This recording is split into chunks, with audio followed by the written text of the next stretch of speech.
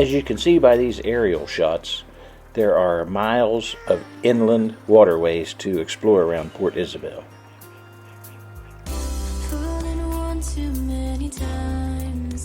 Another great aspect of this is that they're mostly protected from the wind, which you'll find blows continuously in this part of the country. There's a lot of wildlife, and there's also some areas where there's like old dilapidated boats and small ships that are kind of rotting away, and it's just pretty neat to go by and see their current state of disrepair.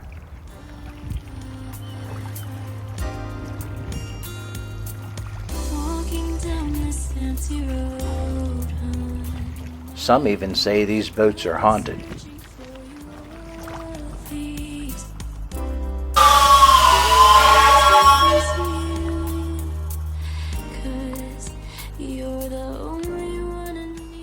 I guess there must be nothing to do with these, so they just kind of let them sit there and rust, but it's pretty neat to cruise by and check them out.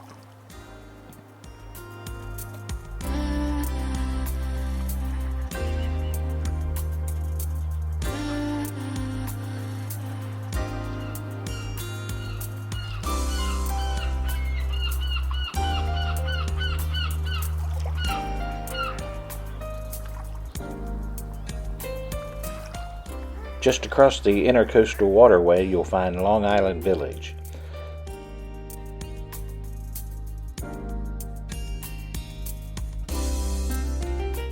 It's a neat little area that has RV lots, dock facilities, there's like park model homes, and a lot of little cottages.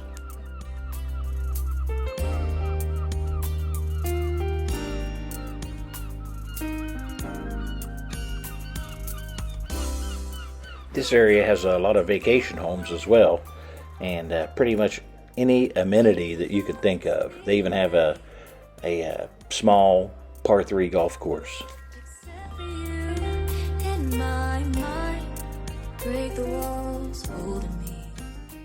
Of course, one of the biggest attractions to this area is nearly every property has water access and a dock, and you can put your boat in or personal watercraft, and you have access to all the inland waterways, and you can even go into the Gulf of Mexico if you'd like.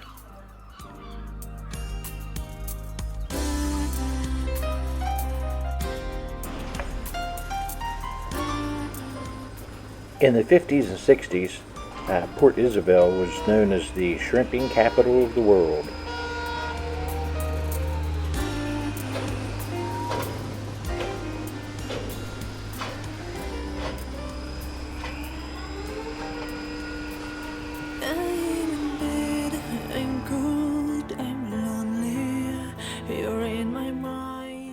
In the early 60s, Port Isabel had 10 shrimp processing plants and over 200 shrimping boats.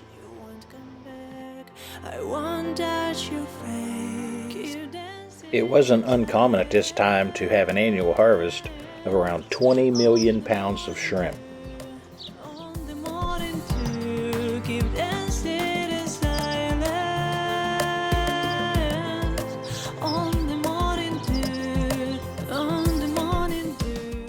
During the 60s and 70s, there was virtually zero unemployment in Port Isabel area.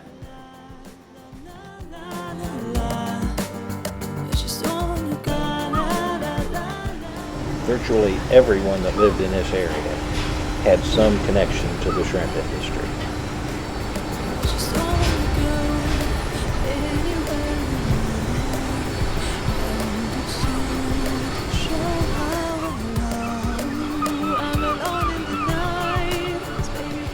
Nowadays, we still see a lot of shrimp boats in this area, but not near what it was back in its heyday.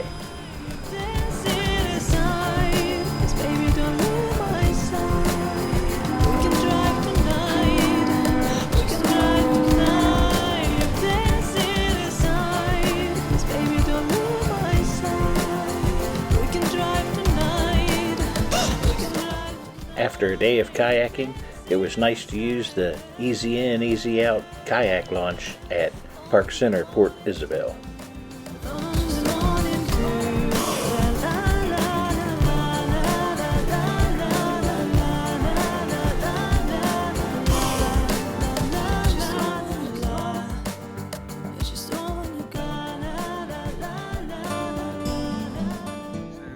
Is going to demonstrate the kayak caddies that I made out of a couple old golf cart things that we got at the flea market for $15 each.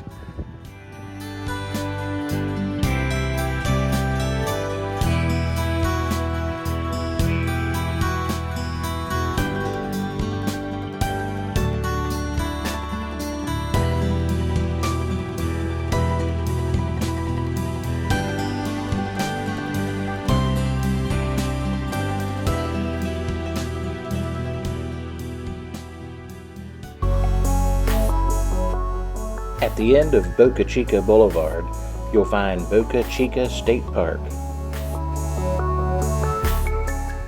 Here you can drive right out onto the beach with your camper and park by the Gulf of Mexico and enjoy the weekend. Before planning your beach camping weekend, you do need to check the launch schedule for SpaceX, because they do evacuate the entire area before launch. In these pictures, you see many of the assembly buildings and a lot of the parts used on the Starship program that SpaceX has.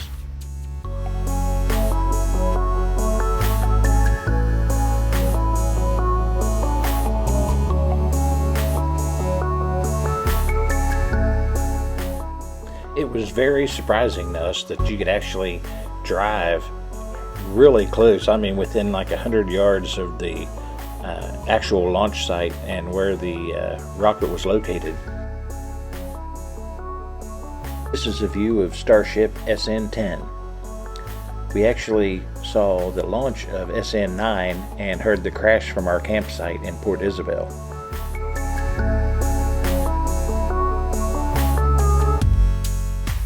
These rockets are about 390 feet tall, 30 feet in diameter, and weigh about 11 million pounds.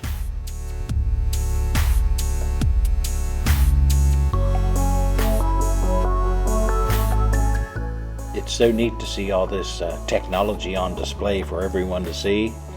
It's so unlike the government that tries to, keep everything hidden away and secret.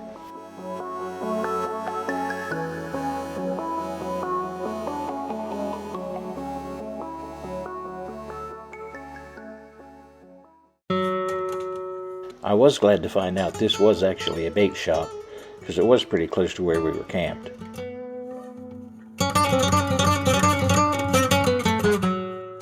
Texas's Gulf Coast was originally manned by 16 lighthouses. The only one that's open for the public right now is Port Isabel. This lighthouse is 72 feet tall and still used as a navigation beacon for shipping. One of the first things you'll see when traveling across the Queen Isabella Bridge from South Padre Island is Pirates Landing. This pirate-themed seafood restaurant offers something for everyone.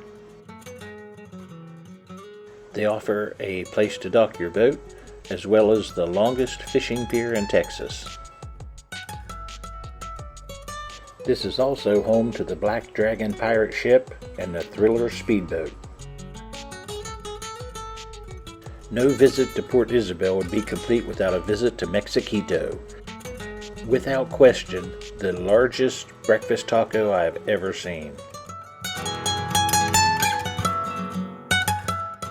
If you'd like to get a good look at one of the more contentious sites in America, travel west on 281 out of Brownsville. You may even find a friendly Border Patrol officer that'll let you take a selfie.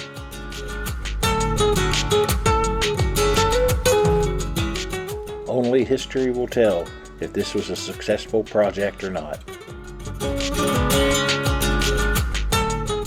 We enjoyed some of the shopping on South International Boulevard on the way to Nuevo Progreso, Mexico.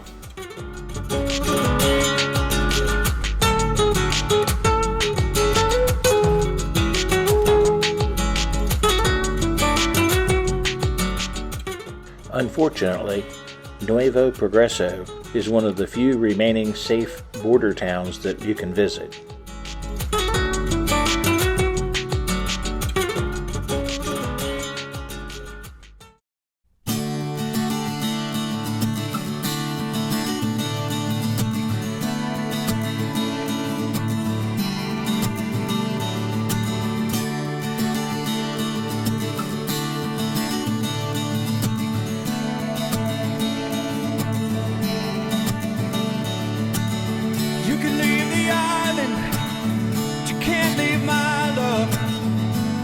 Take back what you gave away. You can leave the island, but you can't leave my heart. You know the memory remains. And the moonlit nights and the stars were high. You can see Savannah shine across the waves.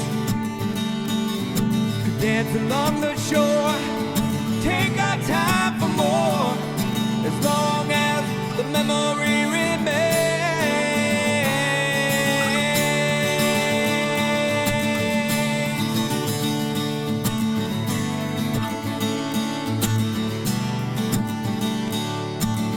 You can leave the island, but you can't leave my love.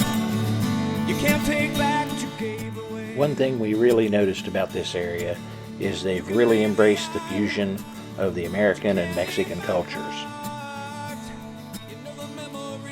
Whether you're just spending a weekend or an entire month in the Rio Grande Valley, you'll find plenty to do.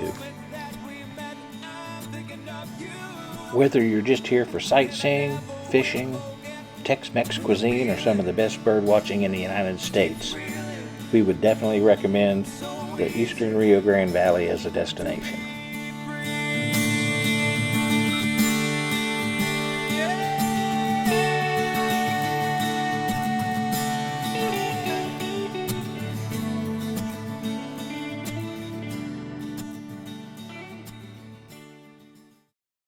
If you'd like to see more videos like this, please subscribe to our YouTube channel or visit us online for our travel blog at Searching for Solitude.